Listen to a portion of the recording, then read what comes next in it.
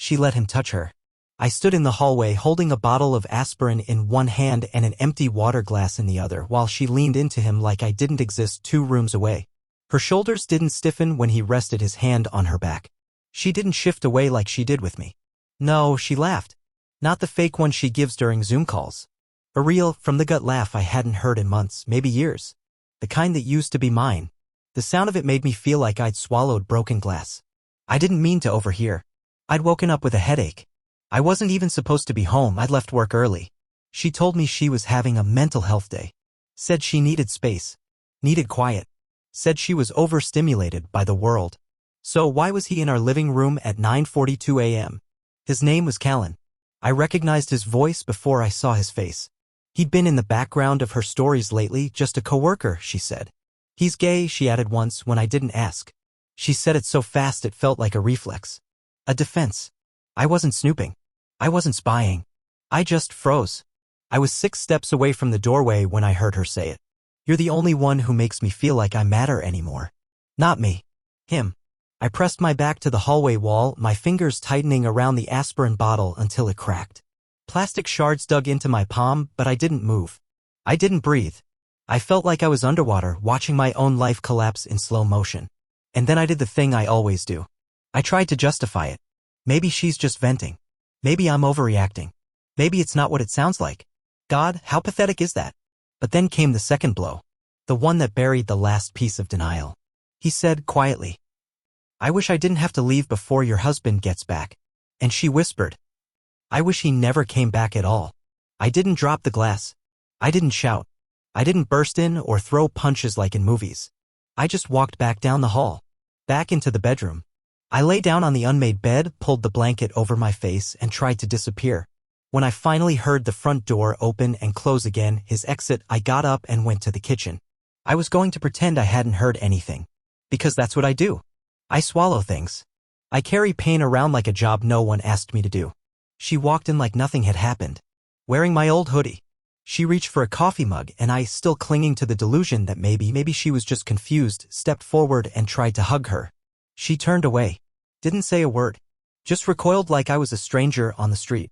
That was it. Not the infidelity. Not the lie. That tiny rejection. That twitch of her body. I just spent 15 years giving everything I had to someone who didn't even want to be touched by me. So I said nothing. I didn't accuse her. I didn't confront her. I picked up my keys. I walked out the door. And this time I didn't come back.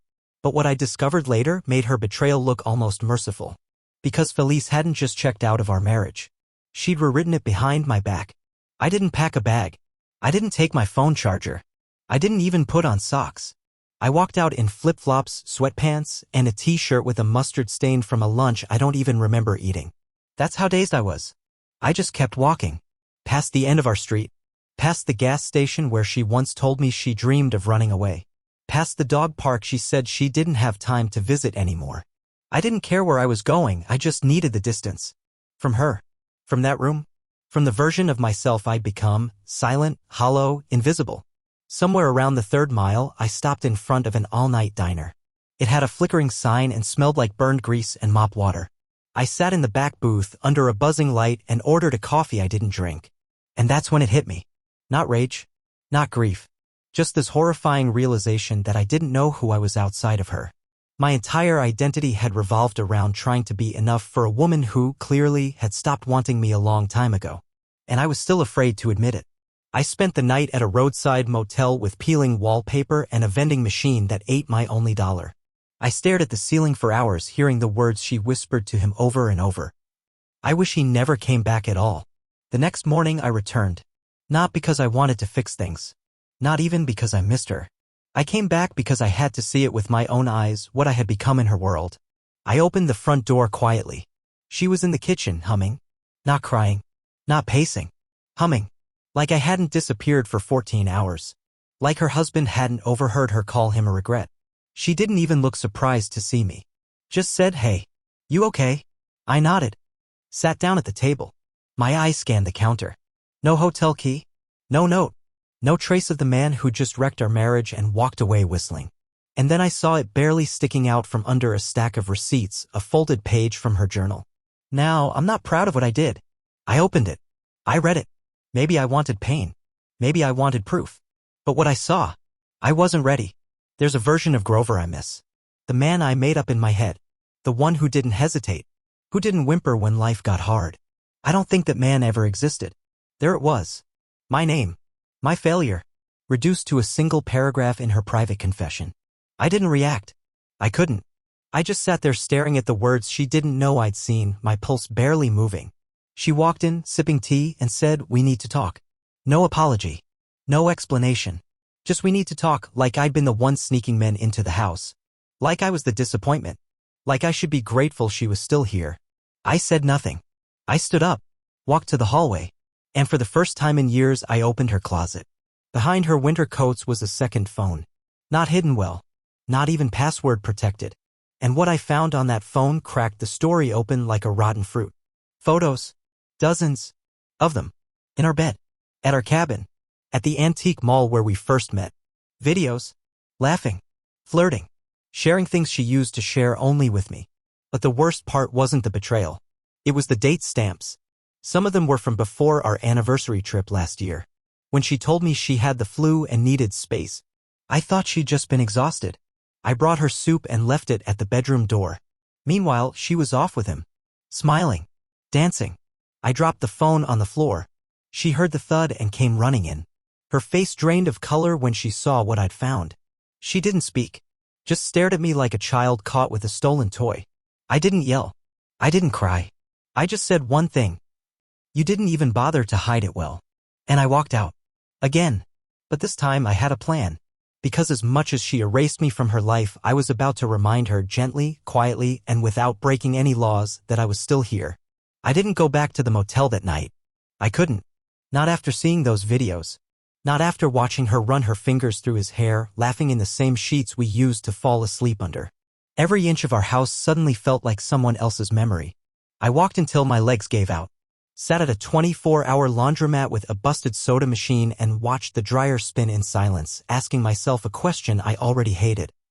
Was I really that easy to replace? The next morning, I did something I never thought I'd do. I called her sister. Clara and I had never been close. She always gave me this strange look like she was waiting for me to figure something out I didn't want to see.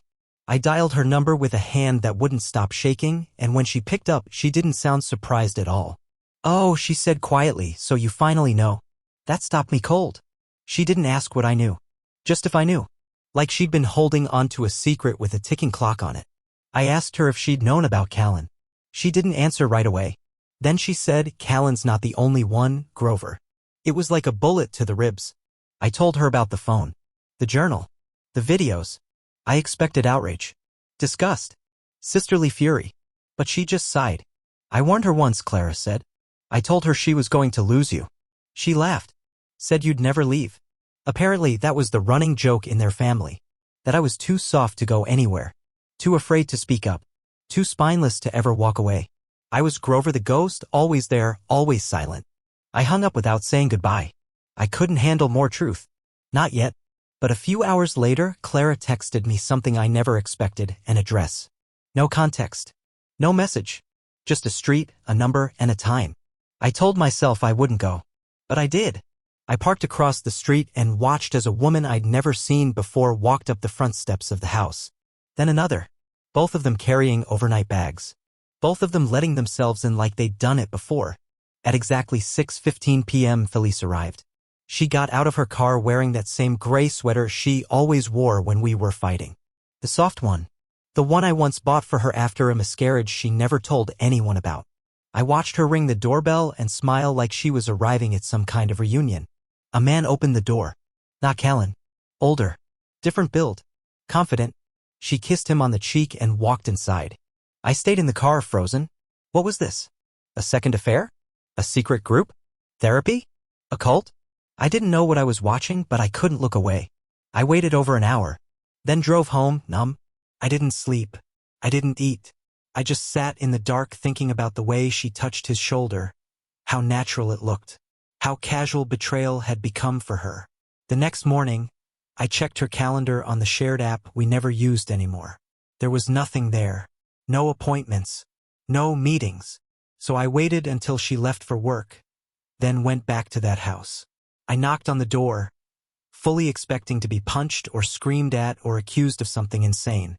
Instead, the same man opened the door and said, "You must be Grover." He smiled like he was expecting me. That's when my legs started to give out. He invited me in. I said nothing. He pointed to a couch and gestured for me to sit. And then he told me everything. The man's name was Adrian. He looked like someone out of a lifestyle magazine. Graying hair, pressed shirt, calm eyes that made you feel like he already knew everything you were about to say. I hadn't even introduced myself, but he just gestured to the couch like I was exactly where I was supposed to be. I hesitated at the doorway, unsure if this was a setup, some kind of sick game, or worse, a trick from Felice. But something in his demeanor made me step inside. Not trust, not exactly, but curiosity mixed with resignation. I had nothing left to lose. "You want the short version," he said, "or the one that actually makes sense?" I didn't answer. My mouth felt dry. I sat down. "She's not who you think she is, Grover. Not just in the way you imagine." He reached over to the coffee table and picked up a thick manila folder. My name was written across the top in pen. Not hers. His. I stared at it like it was radioactive. 3 years ago, he continued, Felice joined something that promised her clarity and freedom. We called it a support group back then. She called it a circle. They started with journaling exercises, deep dives into dissatisfaction, conversations about emotional repression in traditional partnerships. Sounds smart, right? Productive. He handed me the folder. I opened it. Inside were photocopies of handwritten pages, dozens of them, all in Felice's looping script, each one labeled with dates, titles, and bolded phrases like, "Desires I've suppressed," "Imaginary marriages I deserve," "How to rewrite your role in someone else's story." And then I saw my name. Again and again. Grover doesn't see me. He worships a version of me that's easy, that's small, that's manageable. What would it take to destroy a life politely? Why does his sadness feel so heavy and so easy to ignore? My chest felt like it was collapsing in on itself. Adrian continued, "She's not cheating in the way you think. She's not looking for love. She's not even looking for sex. She's looking for control. This group she's part of, it teaches women how to leave their husbands without consequences. Or better yet, how to make them leave first. So they look like the villain." I looked up at him, speechless. She calls it emotional liberation. They call it reclaiming the narrative. But what it really is slow psychological sabotage. I felt like I was going to throw up. Every conversation I'd had with her in the past year came rushing back. Her size, her distance, the cold way she'd started twisting everything I said into a complaint or failure. I asked, "Why are you telling me this?" He nodded like he expected the question. "Because I was the first. My wife, Lorna, was part of it before she became the group's. Let's call her strategist. Felice joined 2 years later. I watched my marriage rot from the inside while Lorna wrote about how she was reclaiming her peace. The day she left, she took my passport, my client list, and told our daughter I'd abandoned them. I sat there with my fists clenched, the walls closing in. "And now," he said, "they're targeting husbands with no backbone, no fight, no public voice." It landed like a slap. He was right. I hadn't fought. I hadn't shouted. I just wilted quietly. She doesn't want you to cheat, or yell, or even hit back. She wants you to disappear, Grover. So she gets the sympathy, the fresh start, the story. I shook my head slowly. So what?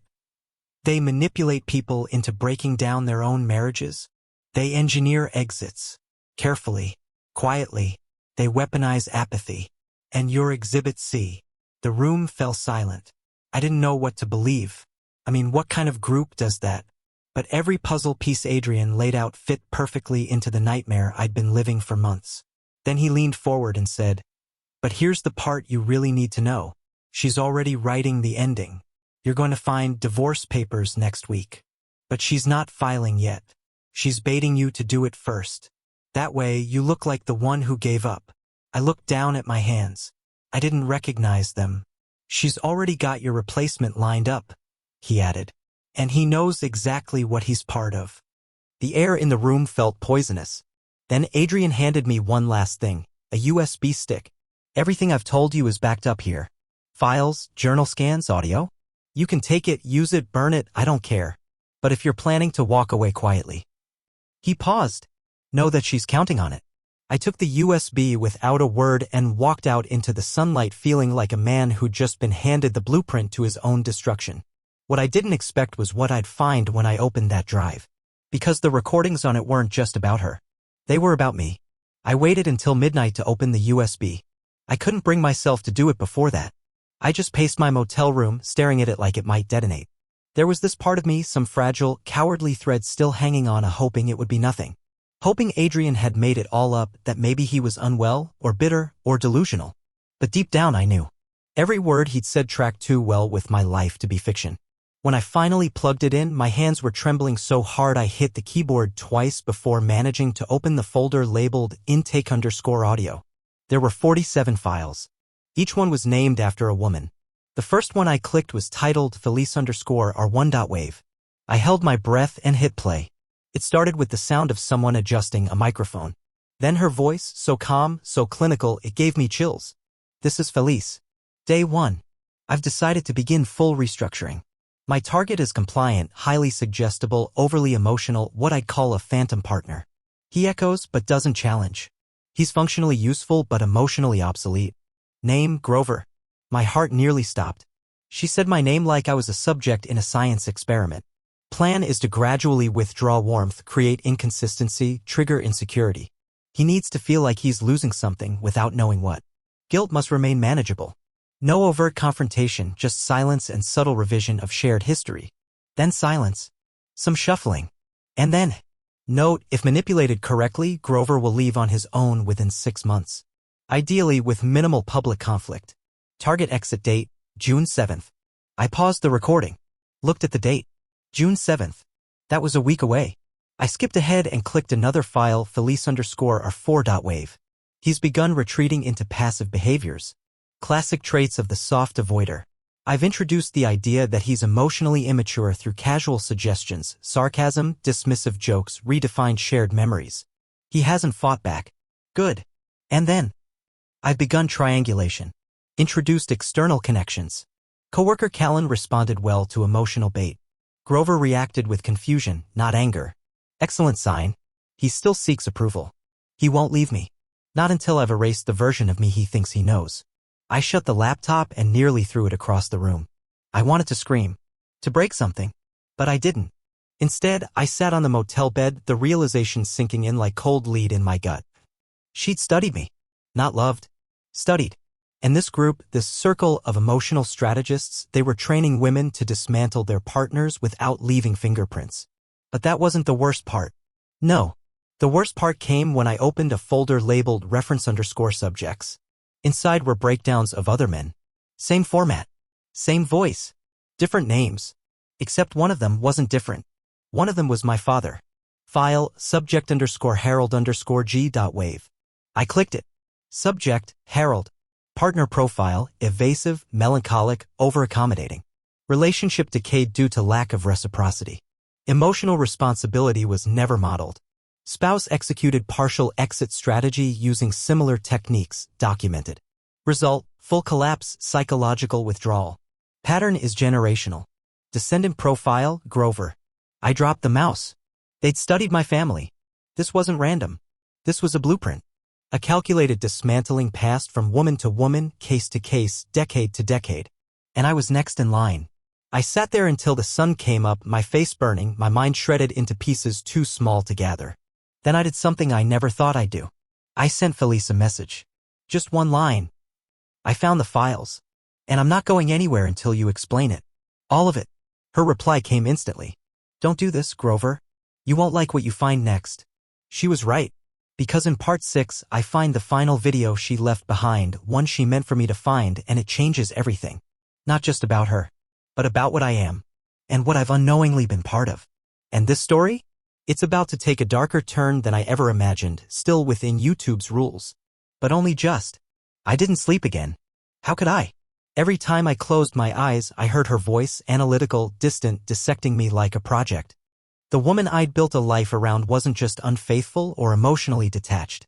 She'd been studying me with surgical precision, feeding data to a group that treated marriage like an experiment in behavioral control. The line between heartbreak and horror blurred fast. This wasn't just betrayal, it felt like psychological warfare. By noon, I'd finished listening to every file. The farther I dug, the more twisted it became.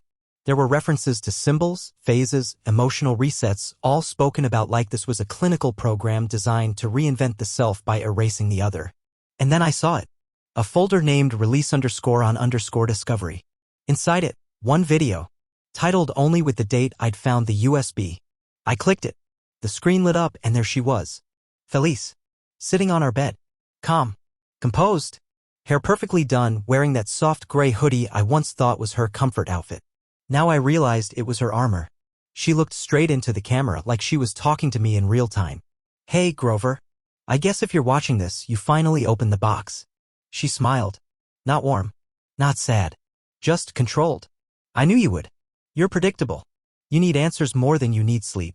More than you need pride. She took a deep breath. I want you to know none of this was about hate. I didn't do this to hurt you. I did it to survive you. And before you twist that into something sentimental, don't. Her voice sharpened. I played my role for long enough. I smiled through the dullness, the routine, the passive apologies, the way you clung to me like I was your emotional flotation device. I told myself it was noble. That you were gentle. Harmless. But harmless becomes exhausting. And I got tired of being the flame that kept you warm while burning myself down. She leaned closer to the lens. You think this is some cult, some conspiracy. That Adrian's the hero in your unraveling. But he didn't tell you the whole truth. None of them do. Because that would ruin the one thing this process protects, the exit door. She paused, then added in a lower tone, you've spent your whole life waiting for permission to feel. For someone to say it's okay to be hurt. To be angry. To want. You never figured out how to want loudly, Grover. You just waited. For me to pull you, carry you, beg you to participate. Her voice cracked slightly, but it wasn't regret. It was calculation. You didn't lose me to Callan. Or to some theory about emotional liberation. You lost me because you were a ghost long before I learned how to disappear. I sat frozen, every word slicing deeper than the last. And then she said the most terrifying thing of all. I didn't leave you. You just finally noticed I was already gone. She ended the video without a goodbye. Just leaned forward and killed the feed with a click. The silence afterward was brutal. No crying. No shouting. Just a hollow stillness that wrapped around me like a noose. I felt more erased than rejected, like she hadn't just ended the marriage but denied its entire existence. And still, there was one question pounding in my skull. What exactly was this circle she had joined? Adrian gave me pieces, but Felice's tone, it hinted at something deeper. Something personal. This wasn't just therapy hijacked. It felt almost spiritual. Like she'd been initiated into something far more orchestrated than a support group. So I went digging. Not into her things, but into her past. I remembered an old friend of hers from college, someone she used to call her mirror. A woman named Junie. They hadn't spoken in years. Or so I thought. A few social media breadcrumbs, a name variation, and a surprising Instagram post later, I found her. Still in New York. Still active. And most importantly, still following Felice under a burner account. I messaged her. Just one sentence. I think I know what she's part of. But I think you knew first. I didn't expect a response. But 5 minutes later, I got one. If she sent you the video, you're already marked. You need to meet me. Tonight. No explanation. No details. Just a location. I didn't ask questions. I went. Because if Felice had built her escape through manipulation, this Junie, this mirror, might be the one person who could reflect back the full, raw truth. But what she told me when we met in that rundown cafe at 11:30 p.m. It didn't just shift the story. It made me question whether Felice was ever real at all. Part 7 will take you into the hidden heart of the organization, the moment Grover steps beyond what he thought was betrayal into something far more orchestrated, far more personal, and far more dangerous. The cafe Junie picked wasn't on any map. It was one of those forgotten corners of the city, wedged between a shuttered tattoo parlor and a place that claimed to fix vintage electronics but looked like a front for something darker. Inside, it smelled like burnt coffee and mildew. The air was thick with old cigarette smoke even though no one had lit one in years. Junie was already sitting in the back. Alone. wearing a hooded coat and sunglasses despite the hour. She looked up the moment I walked in, nodded once, and gestured for me to sit. She didn't smile. "You're Grover," she said flatly. She used to describe you like a bedtime story. Safe. Soft. So safe it made her claustrophobic. I sat across from her, still unsure if this was all real or some elaborate psychological trap. Her voice had that same unsettling calm Felice had in the video. Measured. Cold. Like I was being evaluated, not spoken to. "You said I was marked," I said. "What does that mean?" Junie leaned back in her chair and took off her sunglasses. Her eyes were sharp, calculating. She studied me the way someone studies a broken machine, figuring out where the pieces no longer fit. "She sent you the video, didn't she?" I nodded. Junie took a slow breath. "Then yeah, you're marked. She's done with you, but she doesn't want to delete you. She wants to use you. Shape how the next chapter is written." "I don't understand," I said, my voice cracking. "Use me for what?" Junie didn't answer right away. Instead, she slid a faded folder across the table. Inside were pages covered in handwriting, Felice's handwriting. More journal entries. Pages dated from before we were married. "She didn't just find the circle," Junie said. "She helped create it." That stopped me cold. "What?" Junie nodded. "The idea came from three of us. Years ago. We were sick of watching women disappear inside men who needed them more than they loved them. So we started sharing notes, how to detach, how to shift control without causing confrontation. Emotional inversion, we called it. Making them question their reality just enough that they'd beg you to leave." I couldn't speak. "She wasn't supposed to take it this far," Junie continued. "It was a theory. A framework. But Felice, she turned it into doctrine. She started documenting patterns. Testing methods. Tracking results like it was a social experiment. And Grover." She leaned in. "You were her masterpiece." I felt something inside me collapse. My mouth went dry. My heart started racing with a kind of panic I'd never felt before, not fear, not grief, displacement. The world tilted and I couldn't find where I stood.